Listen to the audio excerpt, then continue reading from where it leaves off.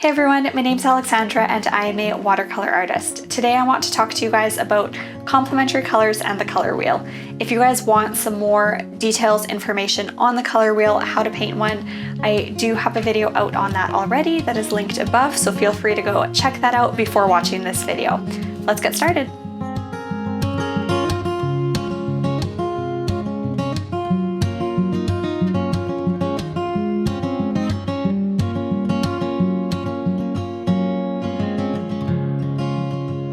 The first thing that I want to talk to you guys about is just a quick overview of the color wheel.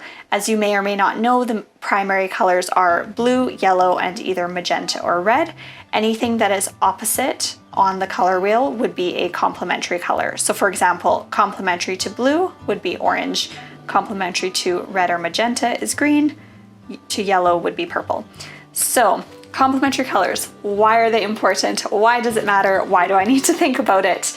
They are so important when you're painting to honestly transform your paintings and give them so much more of a realistic and lifelike look.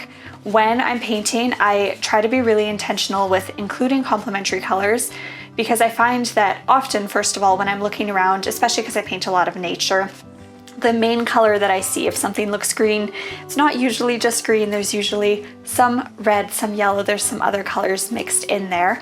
And the second reason that I love to include it in my paintings is because it just adds depth and life to my paintings. So I'm going to show you guys a few different things I've done and just talk about where I've used complementary colors, why it's valuable to the paintings, and why you guys should start doing it in your paintings as well. So the first painting that I want to show you guys is one that I've done of leaves. So this is from one of my other tutorials that I have on how to paint watercolor leaves, easy, intermediate, and advanced.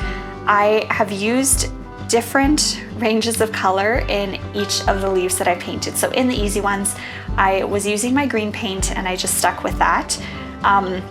So main color was using that. As I went to intermediate, I ended up adding some yellow in there. So I started using an analogous color, so one of the colors right beside green on the color wheel. And right away you can see the difference of how it comes to life. Now, in my advanced one, I had started adding in the complementary colors that I love to add. So I still kept the yellow mixed in with the green, but as you can see, more specifically in the branch here, I've added some of that red. So right away, it just brings it to life. It draws your eye around and through the painting. And I have added it in like a few little spots into the leaves and into the stems of the leaves, but you can see how it brings it to life so much. So this is a very simple comparison of the difference between when I don't use it at all versus when I add more colors into my painting. So now I'm going to show you guys another example that's a little bit more detailed. Right, so with this painting specifically, you can already see a lot more mixture of colors. So I have my main color being blue here, which is what you can tell.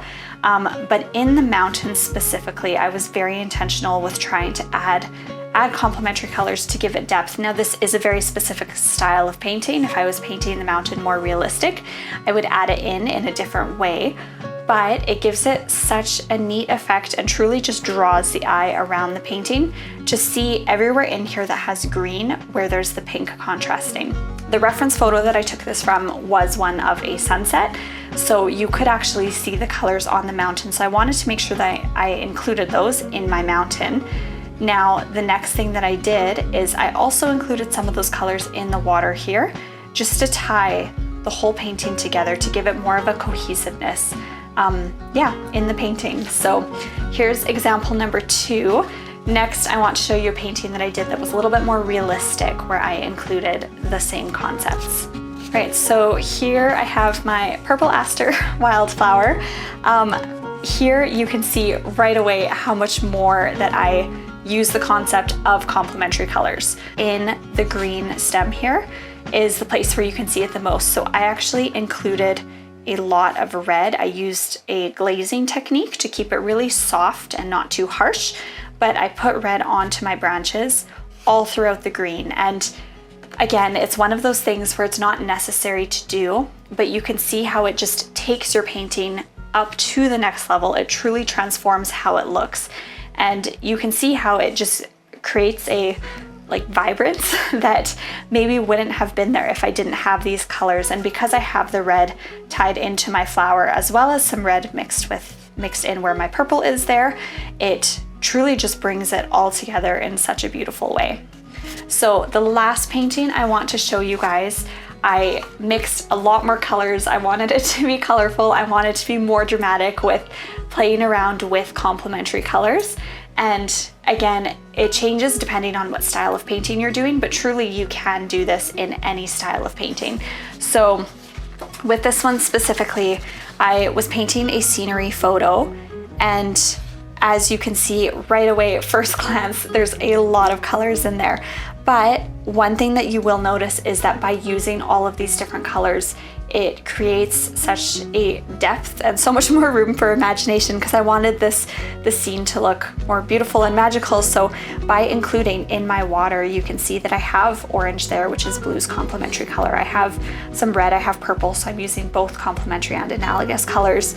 Against my green in the meadow there, I have my red flowers there, and that's again just to bring more vibrance to my painting. And then to tie it in, I used a glazing technique and I added some red into the actual grassy area there, as well as up here I have some sort of reddish purple, some yellow, and then in my mountains using my gray here, I did feed in some orange as well into the painting. So again, you can see that there's such a huge mix of colors in here, but when you're looking at it, you don't think, oh my goodness, what is this combination? Because I know sometimes if I look at something that's just blue and orange, I'll think that it's so harsh and it's so intense. But when you're mixing it into your paintings, when you're just sort of, spotting it into different areas, you'll notice how it changes your paintings. So why should you use it?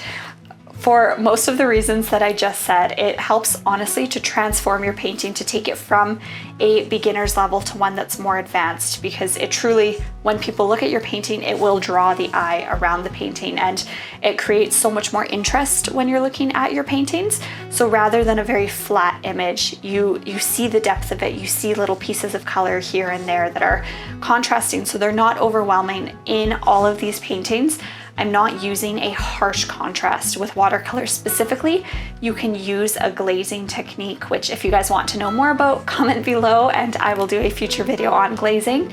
But you can use that technique to really just draw out the colors you want. When I'm painting with green specifically, by adding red, it makes the green so much more vibrant than just seeing the green on its own, which you guys could see very clearly with the first painting that I showed you guys, in the difference between the easy beginner's leaf that I had painted and the advanced ones. So I encourage you guys to play around with it. I will say, when you're starting, it is tricky to figure out how much color do I add, how much do I leave out, but the best thing that you can do is practice it, figure it out, try different colors that are opposite on the color wheel, even if it's not directly opposite, but by mixing colors that you maybe wouldn't always imagine together, even with like blue and yellow, you will just create such a beautiful effect. So practice it and it will transform your paintings. I hope that you guys enjoyed this video. I hope that you learned something new. If you guys aren't subscribed already, please subscribe to my channel, like this video, and comment below what you'd like to learn next. See you next time.